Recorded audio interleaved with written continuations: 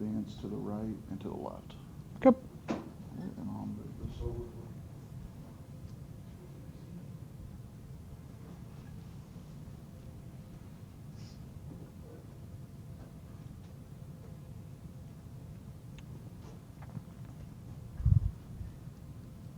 Oh, it's broken. Jeez. Oh, man, I can't believe this.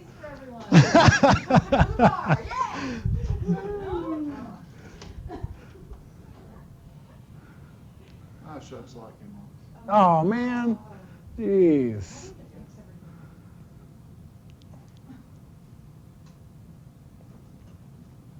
Okay, should be coming up here.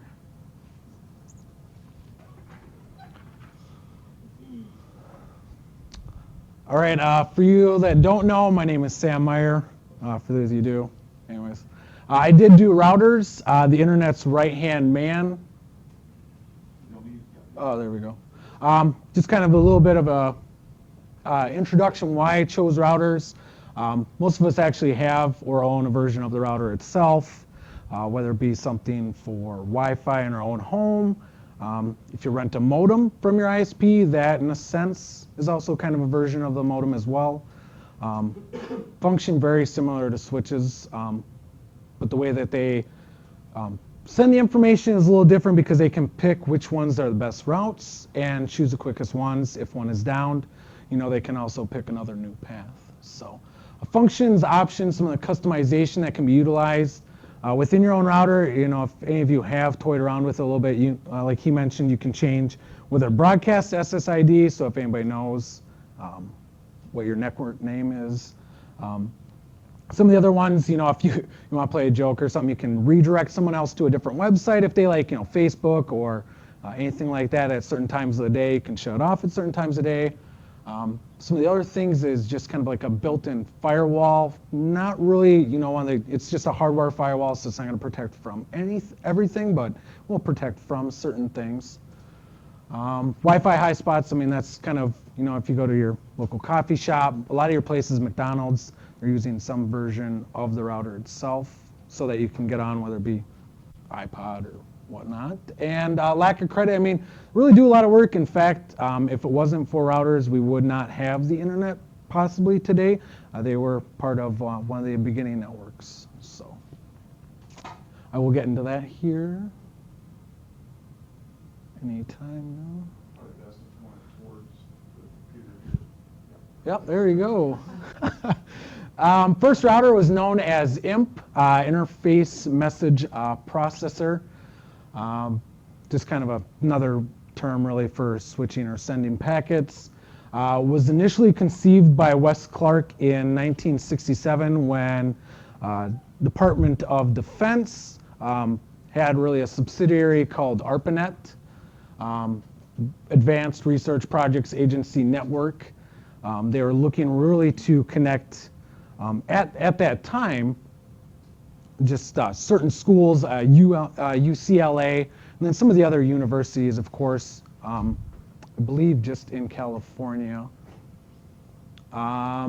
Initially, so he kind of suggested the idea to use a computer between two computers, and that would help send the information between the two. Really what they used was Honeywell microcomputers. So for us, it would more be like a really huge desktop, not as big as the ones that take up entire rooms like they had back in the day. They used the tubes, but still pretty big for today. And all they were just mini computers that had the software, of course, itself load on there to help redirect everything. Better version then came later from William Yeager, 1980s, early 1980. At the time, he was working for Stanford University, and way it really came about is his boss wanted to network, whoever it would have been at that time, a dean or something like that. I never got the backstory on that, but he just wanted to connect the different divisions within the school, the medical division, the computer science department, and so he confronted Yeager and said, hey, you're going to be our go-to guy, help us make a network. So he was kind of forced to essentially build his own version of the router itself. He spent countless hours doing his own operating system for the router. It wasn't until a little bit later he ran into, or he probably already knew him at the point, but Andy Bechtolsheim, he was in the computer division at Stanford, and he was already working on boards of his own, and William Yeager asked him if he could use one of his boards to essentially put the software on and then essentially use as a router. Of course, Bechtolsheim goes on and creates Sun Microsystems. Not too much farther after that, 1984, 85, around that time, Leonard Bosak, who was also at Stanford, asked to borrow the code. He wanted to improve upon it. Yeager already at the time was doing his own projects, didn't really have the time to focus on doing improvements. He already spent a lot of time just creating it in the first place. So he said, sure, go ahead. Lo and behold, Bosak ends up taking the code and helps. Cisco's already started at that point, but he ends up, using the code that Yeager created and makes Cisco, and Cisco comes from that.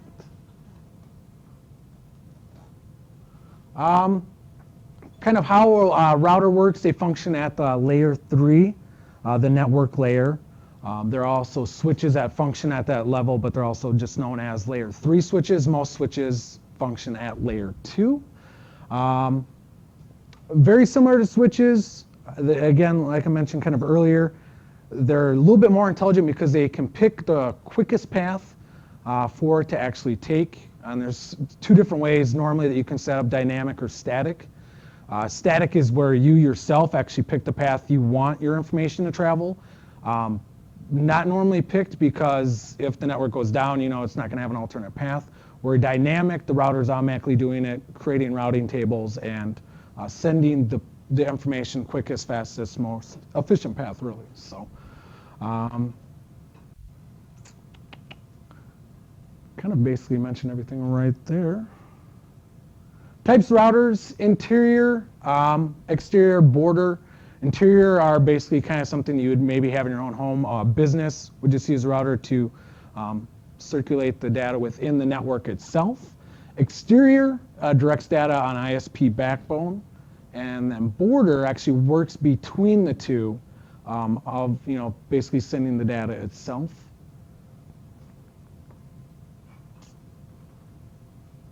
And then here's a little picture of it. I didn't really get a picture of the border router. Interior, again, is just more for your local LANs. Exterior is, for your ISP, and then the ISP, or then the border just kind of works between the two. So something, the school here maybe will have a version of the border router taking information from whoever that, whoever they use, of course, for that to get us onto the network. Future routers, really nothing too crazy to come. Some of the things I really found, they may change aesthetically. Really the look or feel, people are trying to, come up with creative ways of hiding them instead of having the antennas poking out on a desk or something like that if you have like the Linksys. Jellyfish looking ones that look like clocks, so you don't even notice that they're there. Or just simply a table holding up a lamp and it has ports in the back of it and everything's built into the table itself. We've seen a lot of the major changes already ourselves, I think. Wi-Fi, routers haven't been always Wi-Fi. That was more introduced in the late 90s. And of course, then there's your 802.11a, B, G, N. Now I believe there's AC, and they're working on AD. That should be coming out in 2014. And then dual band, that's your 2.4 gigahertz and then your 5 gigahertz. So many routers, function or on the 2.4. So the 5 is, if you're going to be doing streaming, gaming, anything like that, so that it's more crisp, clear connection. The only thing I really could find or see that's going to be changing in the future, speeds and distance, how far your router will reach Wi-Fi wise, and how quick it will be. Questions? Cisco, any new cool products that you saw during your research are coming out with as far as the router, consumer level, consumer level? Not when I was going through my research. Cisco had so many different things already out there. Right. I didn't find anything to really sort through. Okay. Yeah, or that I could find. Did you know of anything offhand? Well, no. I had heard of the jellyfish and the table. Okay. I had heard of those. I didn't know if there's anything else on that. I looked a little bit. When you go to Cisco's page, they have so much already. I tried to go through and I stopped. All right, So the good job. routers are actually aesthetic, like, Well, actual table lamps? yeah, like the one that I found was just a table sitting at the edge of a couch. You know, they had a lamp on, of course. You know, it serves other purposes as well. You couldn't even really see the router. It was built into it. I mean, you'd still be able to remove the actual hardware for the router itself, but you wouldn't be able to see it. The cords went behind the couch. You'd be able to plug it in the back. The other one, the jellyfish, was it's kind of odd. It was just a big glowing jellyfish in the middle of the room. And so if you wanted to get on, you would plug in, which, I mean, if we have Wi-Fi, I mean, I didn't understand that concept. It looked cool, but I would probably never ever do that. So So. let's give him a hand. Good job. I need the microphone back. Oh, what? All right, copper cabling next.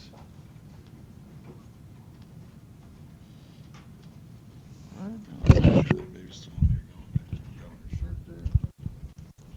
And on this here, go back here. And just point towards it when you're ready. Okay, let's get more attention. Spencer, it's all yours. All right, so I'm doing copper cabling. We use it every day in all electronics. I'm just going to explain why we use copper, different kinds of cabling, and the future of copper cabling. So copper, when it, okay. Copper is really conductive, the most efficient, or one of the most efficient conductors of electricity, and it's very durable. And you can step on copper cabling or bend it or whatever. I mean, you shouldn't, but if you do, it's usually okay.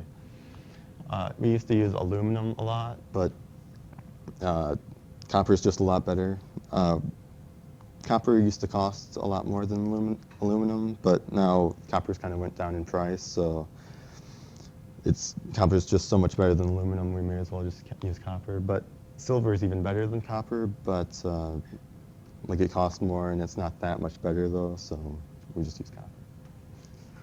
And fiber optic cable, pretty much the same speed, but a lot more bandwidth than copper. But now computers have support for fiber optic. You have to buy more hardware so you can actually plug it in. Intel's been researching ways to make fiber faster for the last few years. I've been following that. And they've been, this year I think they released a 10 gigabit fiber connection thing. And next year they're releasing a 20 gigabit fiber connection. And they're already putting them inside computers and USB cables instead of copper cable. Yeah. Copper is usually better for small LAN environments, and fiber is better for like building to building, big businesses kind of areas. And yeah.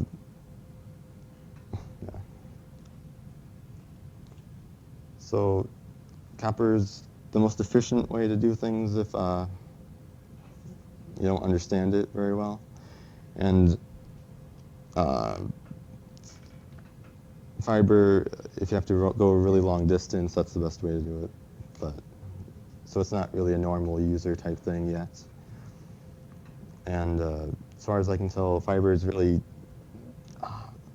just getting a lot faster than copper is. Copper's still developing its speed and stuff, just not as fast as fiber. And there was another slide here, but I don't know what the heck happened to it.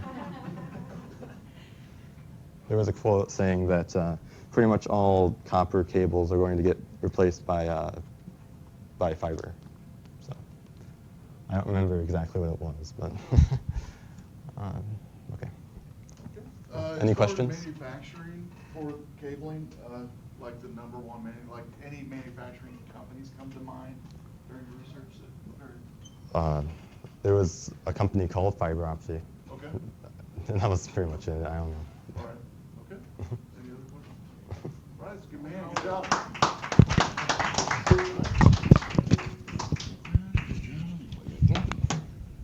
All right, Spencer, good job. All right, next. We've got networking hardware.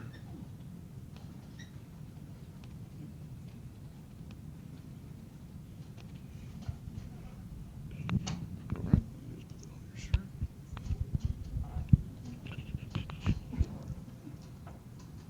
And then this right here, just point it towards left and right. Hi, I did my presentation on network hardware. So, networking hardware includes like all the equipment needed to perform data processing and communications within a network. All the hardware includes switches, hubs, network bridges, routers, gateways, NIC cards, networking cables, firewalls, repeaters. I'll be covering most of these, but not all of them. Repeaters. A repeater receives a signal and retransmits it at a higher power to cover longer distances. Repeaters operate on the physical layer of the OSI model. Signals lose strength as it passes along a cable and is often necessary to boost the signal using a repeater. It's used to boost the signal in coaxial and twisted pair cables and also in optical fiber lines. Hubs. A hub is a repeater with multiple input and output ports. That's a picture of one. A hub does not manage or examine any of the traffic that comes through it, so it operates only on the physical layer of the OSI model. Devices connected share the same bandwidth, so it could lead to slower performance and transition errors. Hubs vary according to supported media type and data transmission speeds. The available of low-price network switches has made hubs obsolete due to hubs' limited features. Bridges. A bridge can split a large network into two smaller networks or connect two together. A bridge connects two different types of physical topologies, so star or hybrid.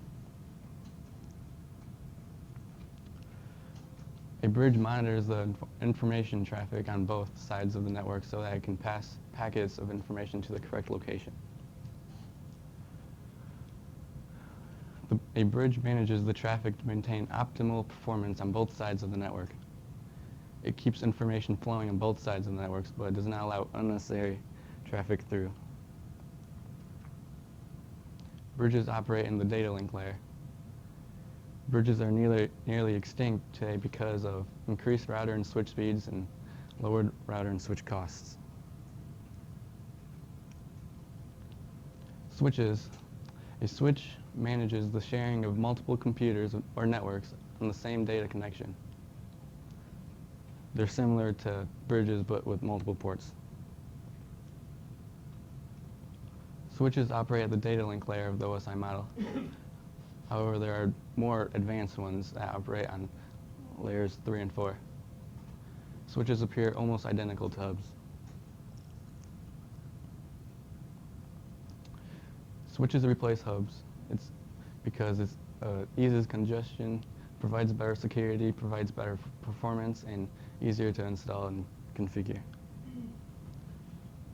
But it is possible for a switch to become overwhelmed and cannot prevent data loss. Switches are often used in star tree topologies. Routers. A router is a multi-port connectivity device. Routers integrate LANs and WANs, different transmission speeds and protocols. Routers take incoming packets, analyzes the packets, determines the shortest and fastest path, and then directs them to the appropriate locations. A router has a lot more capabilities than a hub or a switch. It analyzes the data sent over a network, change how it is packaged, and then sends to another network. Routers operate at the network layer of the OSI model. But routers are slower than bridges and switches, and traditional standalone LAN routers are being replaced by layer 3 routing switches. The more powerful routers have multiple slots for holding different interface cards and other devices. Inexpensive routers used for home and small office use share a single internet connection with multiple computers. Thanks. Any questions? As far as home, good presentation, home routers, what brand that you, during your research, maybe you personally have found that you like? I've had Linksys routers, Okay. and I upgraded to a better one recently. I don't really know what kind it is, so. Okay, all right. I have a question. So you were talking about data loss on switches? Yeah. Is that common? Is it, well, like what kind of data is it? Stuff that you can never get back? Well, it just resends the packet again. Oh. Yep. And you said something about switches being able to operate in layer 3 and 4. I've only heard of layer 3 switches in addition to the layer 2. What would the layer 4 switch? I'm not sure. Sorry. All right, let's give him a hand. Good job.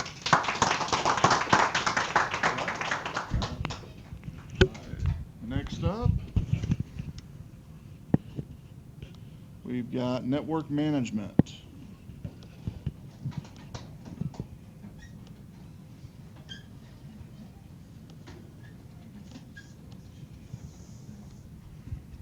Okay, just don't press that button there and you're good to go. Don't press. That top, yeah, that'll turn on. That's it. And then advance, right, left to go back, and just point right towards the Mac. Okay. Okay, let's give Mary our attention. Oh, this way. Yep, right towards Oh, wrong one. Okay.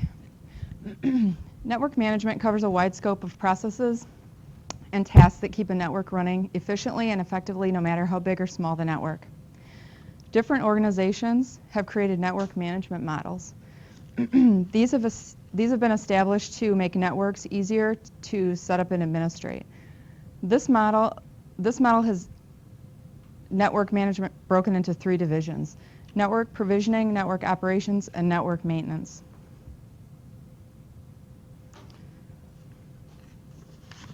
Each layer is further broken out into other functional areas. The first division of the network management model is network provisioning. Network provisioning is the design and planning of the network. Planning and design is based on gathering of statistics and the study of traffic trending, utilizing new and higher level technologies. Provisioning is the process of preparing and equipping a network to provide new services to its users. Its users include employees and customers. The second division of the OSI network management model categorizes 5 areas of function, sometimes referred to as the FCAPS model. FCAPS stands for fault management, configuration management, accounting management, performance management, and security management. The goal of fault management is to detect network faults in device, link, or components, isolate the problem, log the information, contact the appropriate person, and ultimately fix the problem. Configuration management monitors system configuration information and any changes that take place. This is an especially important area since many network issues arise as a direct result of changes made to the network, like configuration files, updated software versions, and or changes to system hardware. A good configuration strategy includes tracking all changes made to any network, hardware, and software. The goal of accounting management is to gather usage stats for users to track network utilization information so that individuals or departments can be billed for accounting purposes. Performance management is focused on ensuring that the network is performing at optimum levels. This area is concerned with gathering data such as network response times, packet loss rates, link utilization, and so forth. This information can be gathered by active monitoring or by implementing an SNMP management system, which stands for Simple Network Management Protocol. An SNMP management system basically automates some of the information gathering and can be set to alert admins when network performance is outside designated parameters. Monitoring current network performance is an important step in proactively identifying problems before they occur. The goal of security management is to control access to the network and to ensure that not only the network environment is secure, but all security-related information is also secure. Security management functions include managing network authentication and authorization, ensuring that both internal and external users only have access to appropriate network resources. Other common tasks include the configuration and management of firewalls, antivirus software, and security policies. The third layer of network management model is network maintenance. Network maintenance is responsible for installation, maintenance, upgrades, and repair of network problems. Network operations fault management administrates the trouble ticket system and works closely with the help desk to resolve problems. They work together to resolve issues. Trouble tickets are tracked from the time they're generated in network operations until they're resolved by network maintenance. Network maintenance is also responsible for installation of hardware, network repairs, and routine maintenance and testing. Maintenance also involves corrective and preventative measures to make the managed network run better, such as adjusting device configuration parameters. Advantages of network management.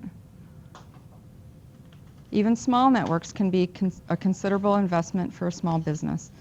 Multiple computers, hardware, software servers, routers, and switches all being connected can easily lead to a widespread problem amongst the network.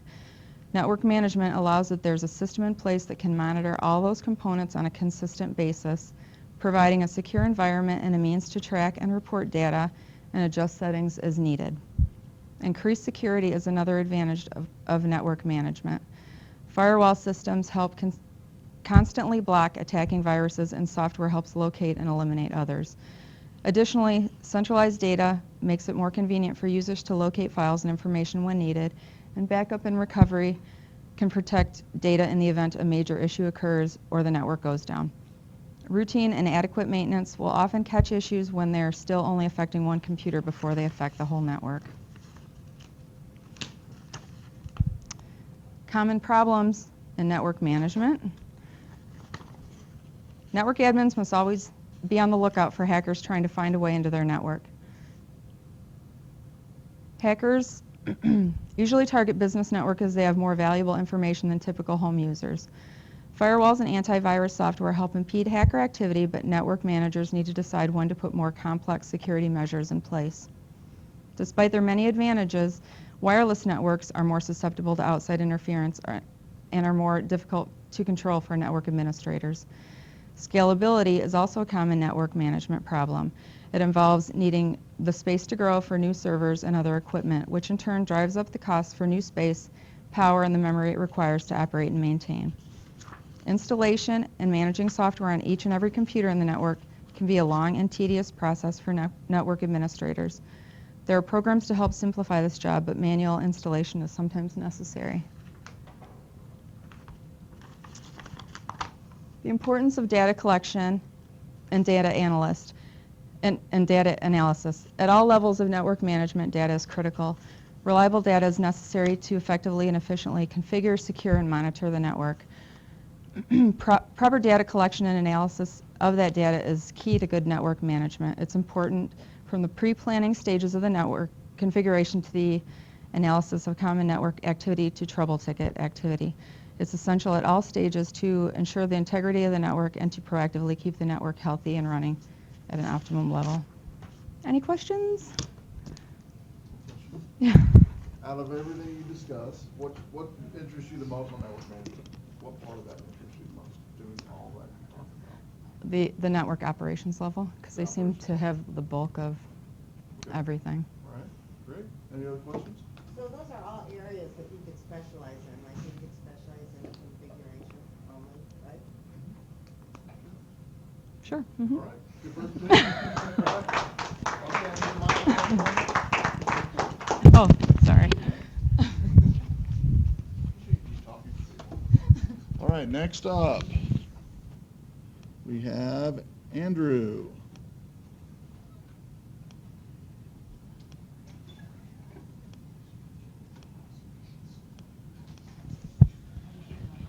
Okay, put this on, just don't push that button there, you're good.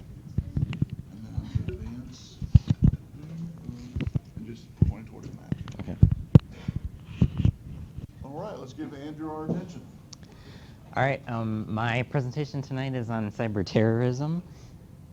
To give a little background on cyber terrorism, the term has been used as early as the late 1980s. Essentially, as long as computers have been responsible for any kind of data that terrorist organizations or really anyone in general would be interested in either gaining access to or sabotaging, people have been using this term. Obviously, computers weren't as involved in that kind of stuff in the 80s, so major concern about it started in the late 1990s, coinciding with Y2K. People started to think about the fact that stuff like that could affect businesses and stuff, could sabotage computer systems for businesses. And then, of course, 9/11 brought focus to kind of terrorism in general and led to, in the last 10 years or so, a lot more focus on protecting against cyber terrorism. There's two generally accepted definitions of cyber terrorism. One is the broad definition, which actually includes essentially any kind of hacking could be defined as cyber terrorism. There's also the narrow definition, which I'll talk about later, that would specifically relate to manipulating a computer network to harm people or sabotage actual buildings, generate explosions, that kind of thing.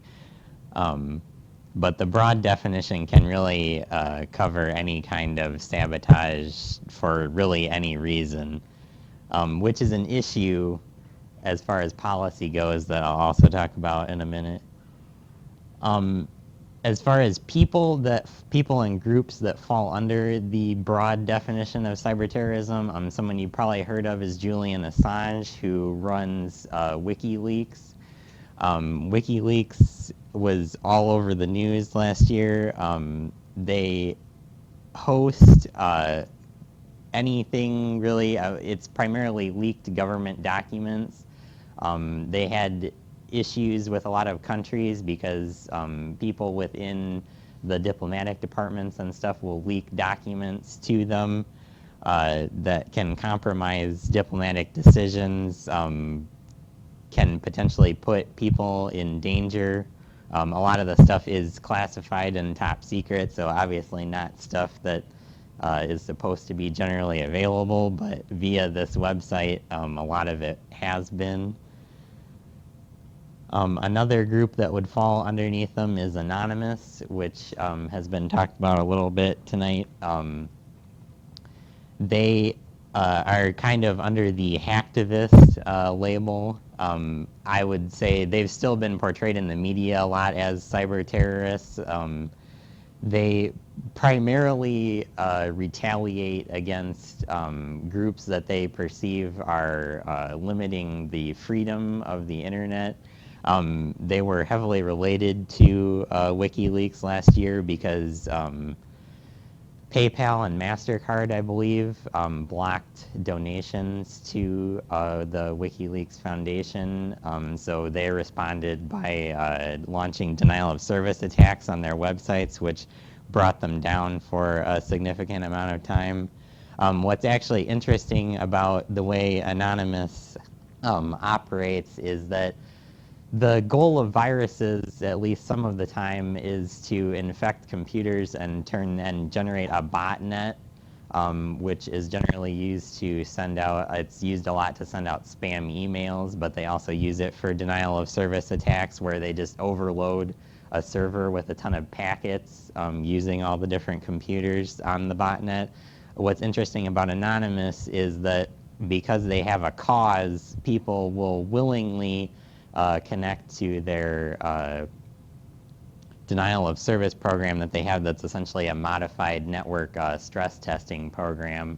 So they can willingly get thousands of people to connect to this and use their computers essentially to sabotage a network without having to bother with hacking any of it. Something recently that happened that's another example of how terrorists could potentially sabotage businesses and finances in general. This was just this past Tuesday. The Associated Press's Twitter account was hacked and said that there had been bombs that went off in the White House and that Obama was injured. And because of the way stock market trading works, there's programs that just go off of news reports. So they immediately started dumping stock when they saw this, and this resulted in the Dow losing 100 points in like under 5 minutes, which in a multi-trillion-dollar exchange like that resulted in like $160 billion being lost temporarily in the span of about 5 minutes. So if you could sustain that misinformation, you could cause pretty serious damage to financial networks. The implications of the broad definition, in my opinion, it classifies things that don't necessarily classically fall under the definition of terrorism. I think when a lot of people think of terrorism, they think of things like 9/11. The goals of any of these groups are not to actually injure people or cause terror in general. It's generally politically motivated, or they're looking to sabotage a specific business. So in my opinion, the use of terrorism is kind of overdone, and it creates fear in general that drives bills like CISPA, which has been in the House this week, and it passed the House and has gone to the Senate. I believe the Senate has said they're going to shelve it. A definition of what CISPA is. Essentially, what it allows is, in order to deal with proposed cyber threats, it allows businesses and the government to communicate freely with each other about people that they perceive to be a cyber criminal or threat to their interests, which in and of itself doesn't sound that bad, but provisions in the bill, it's not overly specific about defining cyber criminals. And it also specifically overrides all other privacy laws in the United States. So it means that if a business suspects you of being a cyber criminal, they have free right to intercept any kind of communication that you're sending to anyone. Essentially, it allows them to hack you if it perceives that you're going to damage their intellectual property or you have intent to sabotage their business, etc. So it's pretty invasive given the somewhat lackluster contribution that it has to actually preventing cybercrime. The narrow definition of cyber terrorism is more accurate. It only includes attacks that threaten property or lives or generally causes real-world harm to infrastructure. Strictly speaking, there's never been an attack that would qualify in this definition. No one, to my knowledge, has been able to actually kill anyone using a cyber attack, but there is a possibility for that to happen, which I'll go into in a minute. Some instances that would qualify for the narrow definition as far as affecting actual infrastructure. In 1999, hackers took full control of Gazprom, which is the biggest natural gas provider in the world, and the biggest, it's in Russia. It controls basically all of Russia's natural gas, and they used a fairly simple Trojan to completely take, they had full control of the flow of natural gas in Russia, essentially. Another instance was in Queensland, Australia. A sewage plant was hacked. This was one guy who wasn't really a hacker, and basically just through a series of trying, essentially he had over 40 attempts without anyone attempting to stop him. Ultimately, he got into the sewage system and managed to make it dump a large amount of that sewage into the surrounding rivers and residential areas, which caused quite a bit of damage. Another one, this was unintentional. There was a virus in 2003 known as the SQL Slammer, which exploited the Microsoft database products. It was unintentionally introduced to a network at the Davis-Besse nuclear plant in Ohio, and it overloaded the network and caused the operators to lose control of their monitoring systems for over 6 hours, which basically meant that they had no idea what the nuclear plant was doing. And this was unintentional. This wasn't even designed to take down a system. Obviously, a nuclear plant should be more secure than this. This was just designed to generally infect regular computers. Another instance recently, this was just this month, a researcher was working with the computer systems in aircraft, and he claimed that he found a way to break into the ACARS systems, which is what planes depend on for navigation, using an Android phone. And he claimed that he had complete control of the navigational systems and all that other stuff, and all of this is largely unsecured on aircraft. It still relies on a lot of unsecured radio signals and whatever, and this researcher claims that using his phone he was able to completely take control of an airplane. A note on that is that the FAA, of course, denied that that was true, but didn't, in my mind, have a lot of explanation as to why that would be impossible, other than that it's just scary and they didn't want you to think about that. Some examples of how you could carry out a true terrorist attack is there's devices that are made by Honeywell called the Tritium Niagara devices. At the Kaspersky Security Analyst Summit, some researchers were showing that simple scripting allows them to essentially take complete control of these devices, which are largely responsive. They're completely responsible for the management of HVAC, lighting, basically any kind of control at factories. And this was just simple. There's an image of one of them on the next page. They run a Windows environment with a Java-based virtual machine. Java is widely known to be incredibly insecure and incredibly easy to hack. Security analysts have actually said that these systems are less secure than iTunes, by and large because of the fact that they use Java. The people at the summit were able to completely hack one of these devices in under 25 seconds using simple JavaScript. The other thing is that these devices are usually in the factories, are not stored in secure locations, and as you can see on the front of them, they have an Ethernet port, which means that anyone posing as he was talking about, where you can go in and steal a server or whatever, if you posed as a factory worker and brought your laptop, you wouldn't even need to hack into the network. You could just plug directly into one of these devices and then use a JavaScript to basically take control of everything in the factory. These are used in hospitals and stuff as well.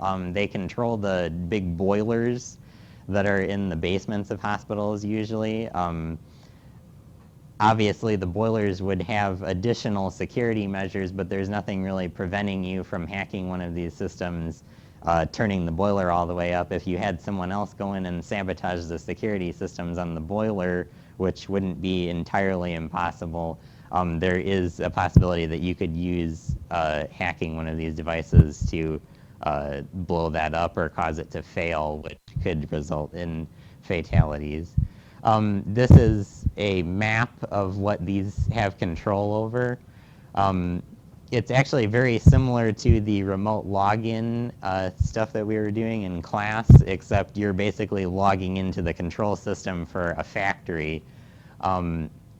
The other thing is that a frighteningly large number of these devices aren't behind firewalls, which is recommended obviously by Honeywell, but a lot of them aren't, which means that you can just search them and access them from any computer anywhere and take control of them, which obviously is an issue. They also have, this isn't unique to the tritium devices, but these systems often have what professionals call forever day bugs, which basically means that the company that produced it either lacks the money or interest to patch security holes in them. They're pretty complex to work on, so it can be pretty expensive to try to patch a hole in a system like this.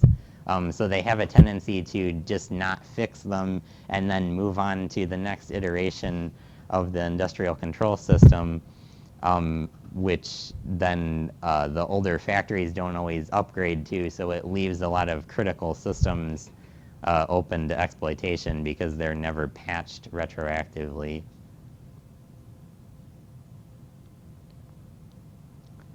To summarize some of the issues that I've been talking about, the definition of cyber terrorism is vague and generally misused. What I was talking about, where people like Julian Assange and people who would actually try to sabotage a network to harm people are kind of lumped together.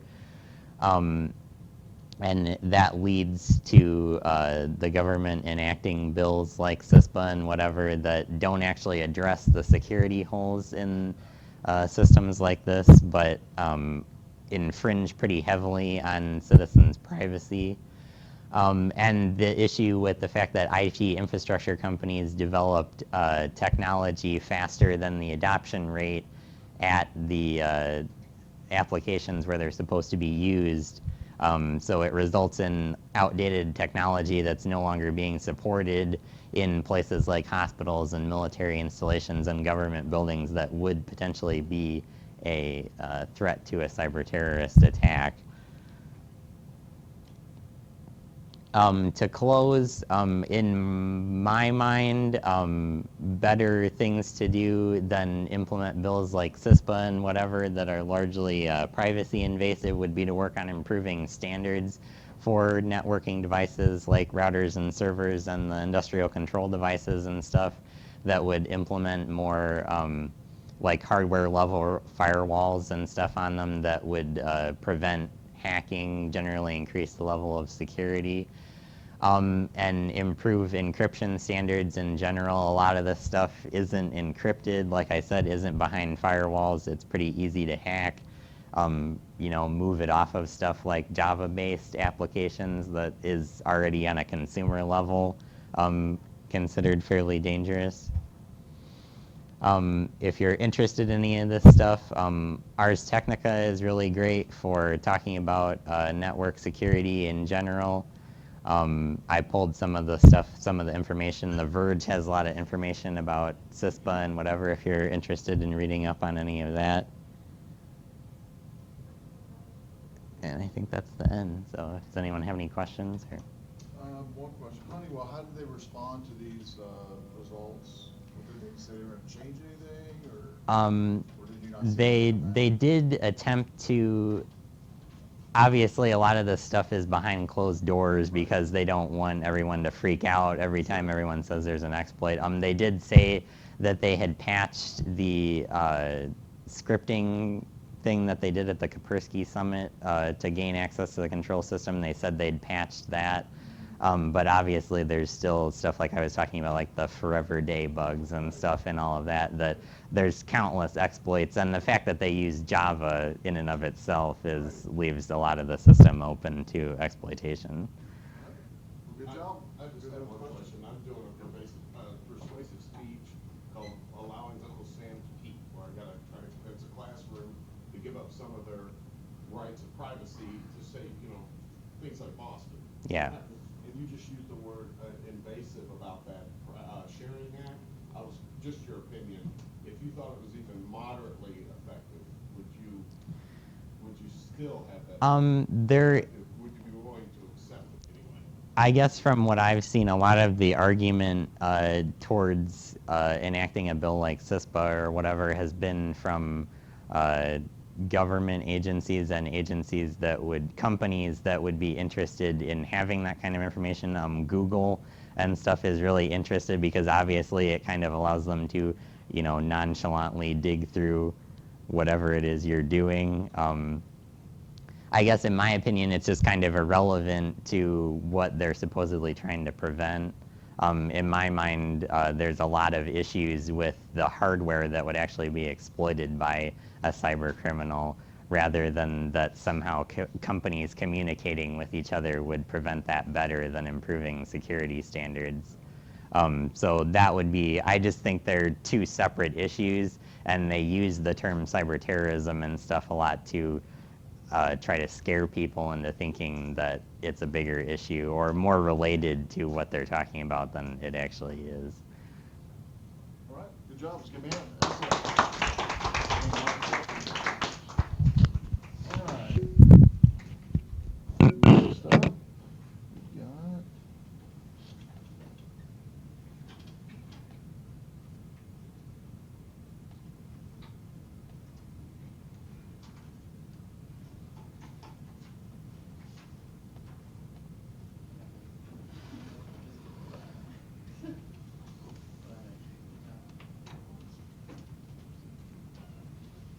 okay.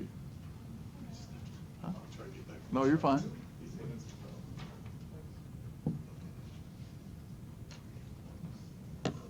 Handout.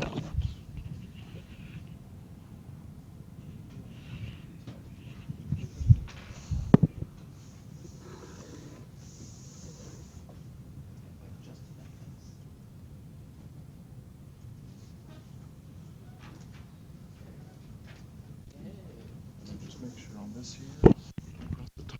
Don't press the button. You're good. And then to advance the Start slides. recording button. All right. And to advance the slide. I'm going to go back.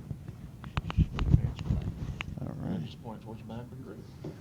Okie dokie. All right, let's give them our attention. Careers.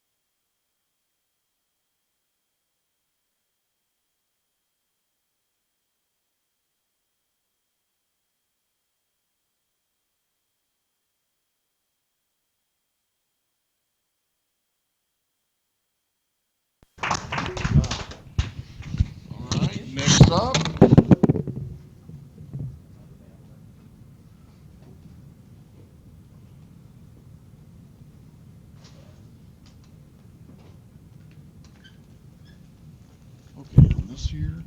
Let's see, just don't push that button, and then look on your shirt right there. And then here. Go back.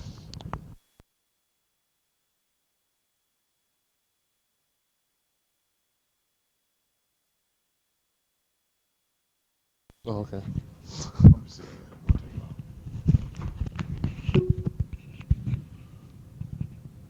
Okay, you're good. Okay. Yep. All right, let's get more attention. Last presenter. All right, so I wanted to talk about kind of like being anonymous on the internet. Kind of drilled down to Tor. That's the big name in that kind of field.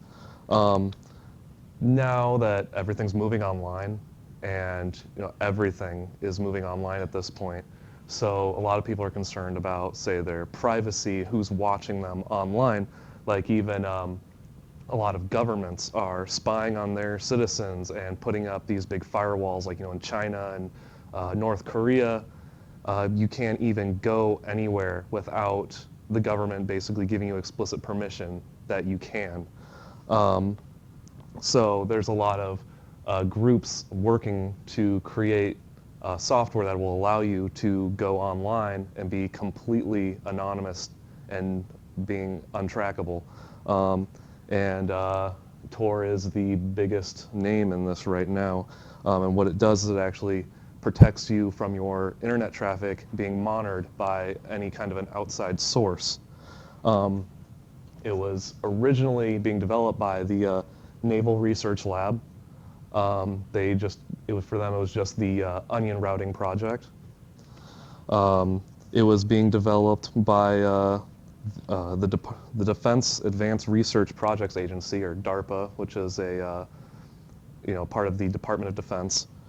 It was 3 people. It was Michael G. Reed, Paul Severson, and David Goldschlag, where they originally created this entire protocol, and it is actually patented by the U.S. Navy.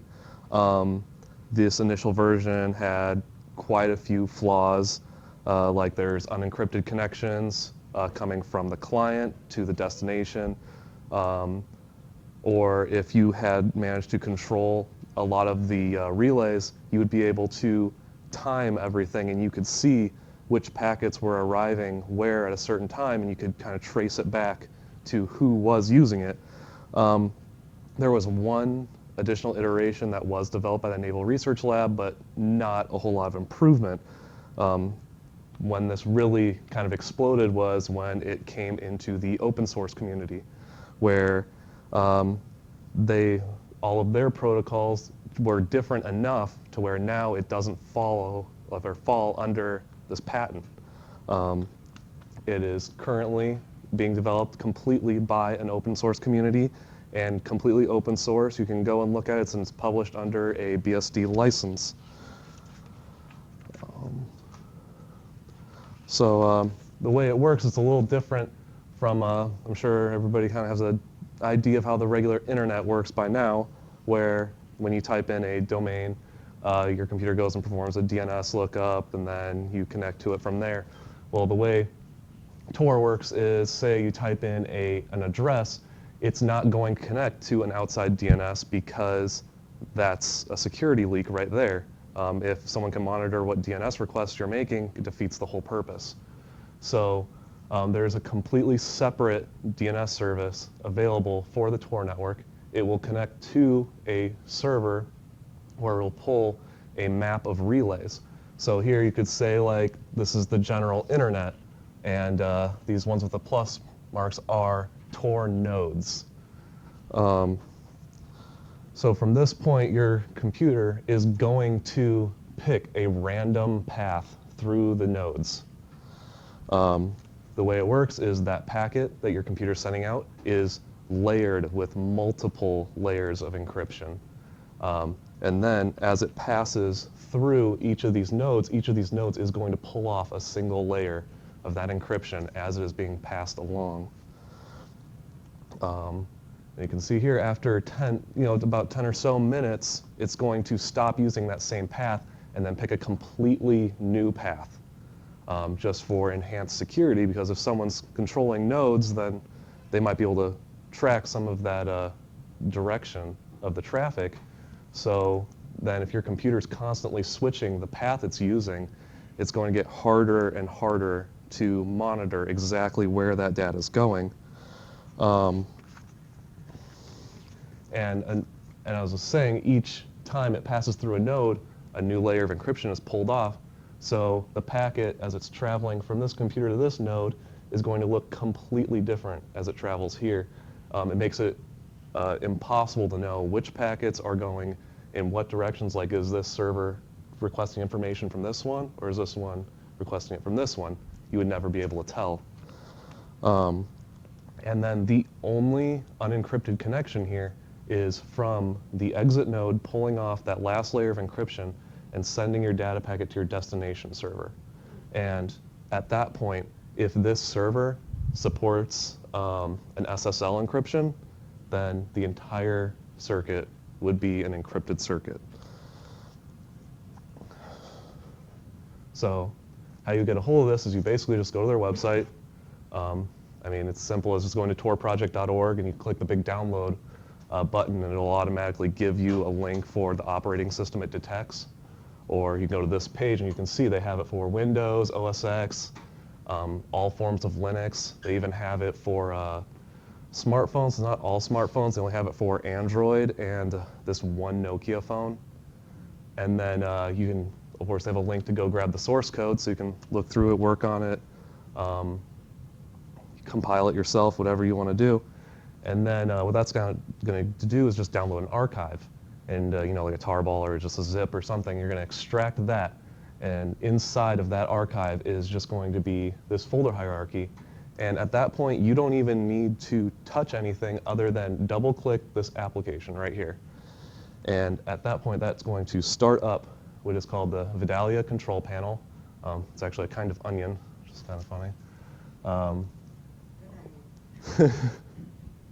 And so obviously, it's just a little status telling you that this is basically going to be the interface, like the front end to the actual Tor software. So this will tell you that, hey, you are connected to the network, or it'll tell you you're not, or it's in the process of setting it up. You can just click this to stop the actual software from running. If you click the View the Network, it will actually pull up a map where you can kind of see a list of relays, and you can kind of get an idea of where your traffic's actually moving through the world. Like in that previous graph, it only showed like 9 computers, but in a real world setting, you're not going to be going through 3 computers. You're probably going to be moving through 20 out of 2,000 to 3,000. I think they might be actually have up to 8,000 active nodes right now. And then if you click the Use as New Identity, what that basically does is, I was talking about how after so long, your computer will automatically choose a new path. If you click this, that's pretty much exactly what it'll do, and it'll make your computer seem as though it's originating from a different location instead of it was right before you click that button. And then, you know, just some other basic things like a debug log, some basic settings which you almost never need to touch. And then this is basically what pops up after a few seconds. It's a, they call it the Tor browser. It's based off of Mozilla Firefox, actually the portable version of Mozilla Firefox. And it's pre-configured to do a lot of stuff, so you don't really need to touch anything.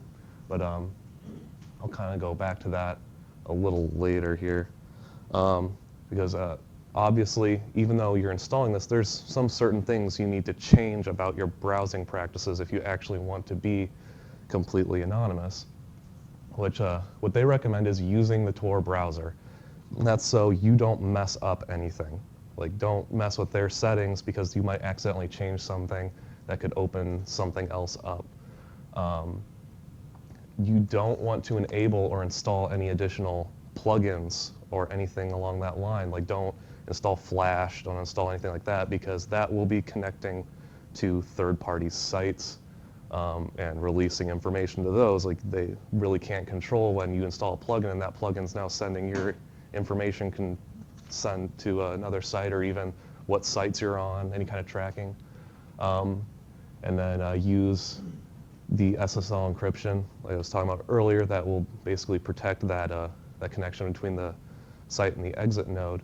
And don't open documents downloaded through Tor while online. This is mainly for, say, PDFs or Office documents, because sometimes those will actually be using resources online. So when you open it, it will be connecting to the site. So say if you're downloading a document you don't want anyone to know about, it'll connect, and then someone could be monitoring that connection. So what they actually recommend doing is taking that document, disconnecting your computer from a network, opening it then, or opening it inside of a sandbox that doesn't have a network connection. Which kind of goes back to why you should use the Tor browser, because the Tor browser is automatically configured to request SSL encryptions. Any kind of a plugin you would need is already installed and pre-configured. They've disabled anything that would connect to a third-party service, as well as blocking any kind of scripting, like JavaScript. And it's automatically configured to run through the Tor network. It's set up to use a proxy server that will actually hide everything about your computer's information other than the bare minimum it needs to send information through and get the information back. Another thing they recommend is use a bridge, which what they mean by that is if someone's monitoring your computer, they could, even though they can't see what you're doing, they could potentially see that you are connecting to the Tor network. So what you can do is you can set up your own remote server, or find a company where you would connect to that server, and then that server would send you into the network. So that way all they see is that you're connecting to a server, and then it just goes from there, and then they can't monitor anything else other than that you're connecting to this specific server that they don't really know anything about. They can't see that direct connection.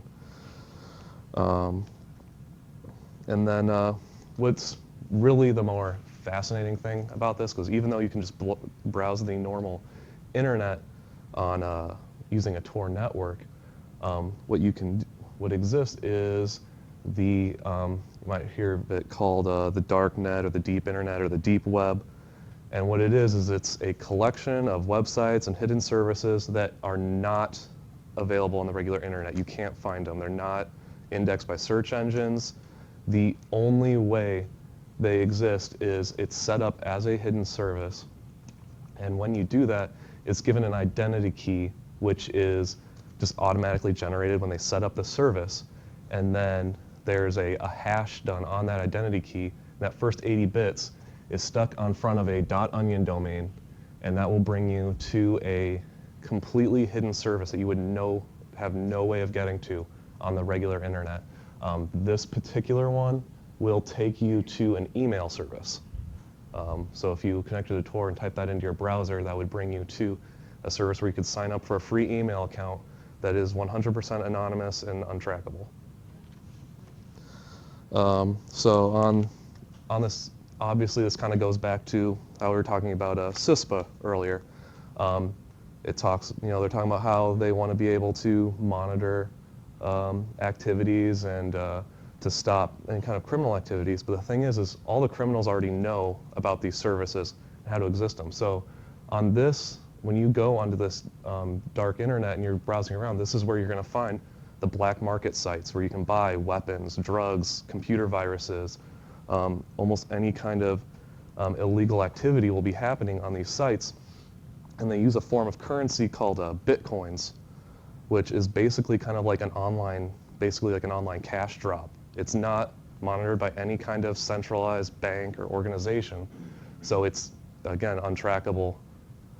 But I'm honest, there's a bunch of other sites on here that, even though that kind of exposes kind of like a negative side, it's also a positive side where, say, you have people in North Korea or China that don't have like the freedom of speech we do. So they can go use these message boards or to kind of post things that they would like to talk about that normally their government would not allow them to. And are actually like journalists or even our own military, when they're overseas, will use this service so that they can have a secure connection back to, say, their superiors or anything they need to connect to, and it won't be monitored. It allows them to, say, have a military unit stationed somewhere overseas, and that government might be trying to listen in on their conversations, and this will give them a secure way of being able to anonymously connect to a service back home. So obviously this, it sounds like a great service. Seems like, there's not really a whole lot of downsides. There's one huge one. It is extremely slow. Like just for example, I have a pretty decently fast internet connection. I can pull up a site and it's just a matter, just a second, it's up there on the page. If you try to connect that same site over Tor, it could take up to a couple minutes to connect because that initial just connection to the server is extremely slow. After that though, you could stream like an MP3 file, not that big of a deal, but just that general browsing, you're gonna have to be extremely patient. Which kind of brings us to an alternative to this, which is the Invisible Internet Project, the I2P. I didn't really do a whole lot into this other than just some basic stuff to kind of give us like an alternative of something that is being worked on for the same kind of thing. What this one uses is actually called garlic routing. At first I thought it was just kind of like a play on the onion routing thing, but the way it actually works is Tor, it's called the onion routing because it's layered with multiple layers of encryption. As it's passing through these 20 nodes, it's having a layer pulled off as it's sent along until eventually that original message is relayed. The way this one works is instead of just sending one message with multiple layers of encryption, it takes a bunch of messages and bundles them together with one layer of encryption and sends it through, and kind of resembling like the shape of a garlic clove. That's really all I have for you. Any questions? Well, I could go into a lot of them, but one thing that I think it is interesting though, and I never thought of it, on communist countries like China, we definitely don't have communication like I guess we take for granted. We definitely take for granted here. I can see this being a positive. Mm-hmm. As far as on networks though, so say you wanted to, is there any way on a network this can be detected, an employee tried to use this on a business network, and we're trying to maybe, share confidential data from that business to whomever, is there any ports it uses or anything that you can? The way it works is it does operate on a certain port, but obviously that's all configurable.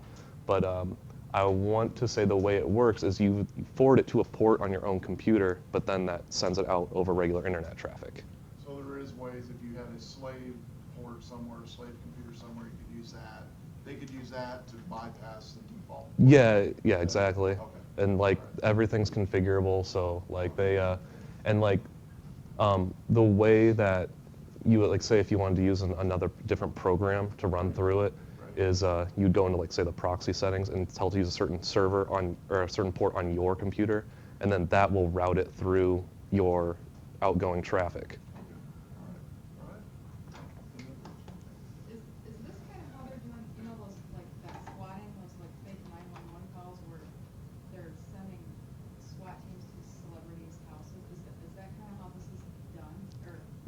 Kind of, not really. Most of this is usually just general traffic. Like this is like, say, where they might plan things. Like say like the hacking groups, like you were talking earlier about Anonymous. Obviously, like once to get into that group is a lot harder than it would sound like. Like they usually have to find you, and you have to go through all these like IRC interviews and things like that, which will usually be on here. And then like they might have their own service where they could go in and discuss and plan things.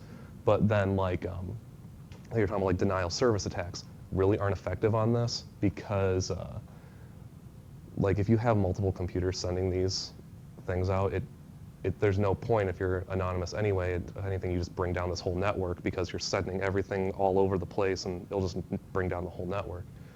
So like this is more just for black market dealings people will do over here, and then just general browsing. Not really a whole lot of malicious stuff coming out of this way.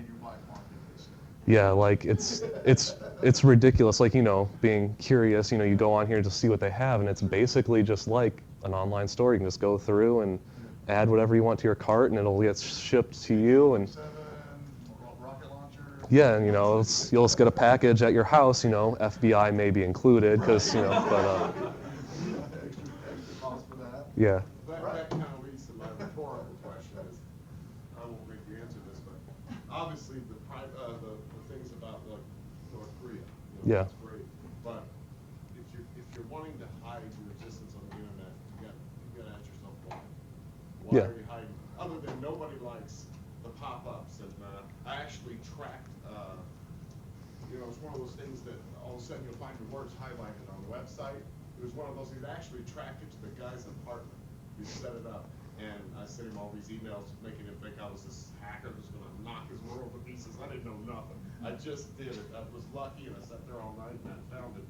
But so yeah, that kind of stuff. It's nice to have privacy. Yeah. But why else would you have privacy? Honestly, me personally, I just think it's kind of neat. Like It is. it's You were saying it, I'm like, I didn't want. Yeah, like, and then like it's one of those things where like, say we do have the government enact a bunch of laws where they want to monitor everything we do. Like, I mean, I think it's cool that you have an option. Like, honestly, I don't feel like I need to hide anything I do from the government, but I mean, it's just kind of neat to know it exists, and like, like people talk about how like a lot of stuff on the internet, like there's a lot of child pornography and weapons dealings and all this on black market stuff, and it kind of gives you an idea of how that does exist without these server houses being raided or finding out who these people are. Kind of gives you a better idea of like something that's out there that most people don't know about. I'm sure too, like Homeland Security, FBI, all these folks know about this. Oh yeah, they're on there all the time. I mean, like you said, the Navy began this development, so I'm sure there's folks that are actively watching and monitoring these private channels as well. It just comes down to that thing of like, don't post your information online. Like doesn't matter if you go through all this, you're on these secure sites. The second you post your information on there, that's the next step. You're going to have someone at your door. Like even going back to like how I was talking about Anonymous earlier, they consider themselves like a rights group. They actually hacked one of these hidden service, a child pornography site that held tons and tons and tons of data. They actually managed to get a hold of the location, hack into it, and they released all of the user data, and they actually even managed to match up actual physical people with their entities online. And yeah. Bust up a chain like that. Yeah. Yeah, it was on the news a while ago. I don't remember how long ago it was. Well, good presentation. I've heard of this. So good presentation. In fact, I had a student in high school, and actually, when I taught high school 7 years ago, he's the one that actually brought this to me. He was a gamer, and he used it for. Originally, he used it for a port we were blocking at school to play a game. He was using this to get by to play the game, is what he was, and that was like 6-7 years ago. So, yes.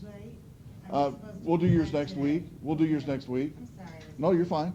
And so everybody knows who's going next week, right? And I will email everyone next Monday. On next Thursday, you're going to bring snacks. I'll bring pizza. And then you guys can bring pop and chips and all that good stuff. I'll just send you like a real quick form and see who's gonna bring what. And that way Thursday I'll kind of know, like if nobody's bringing napkins or something, I can bring some napkins in or whatever. But good presentations tonight. All these PowerPoints will be posted in week 14 along with the podcast. So you guys that all presented tonight will be able to see each other over and over again. All right? But good job, and I'll see everybody next week. Great.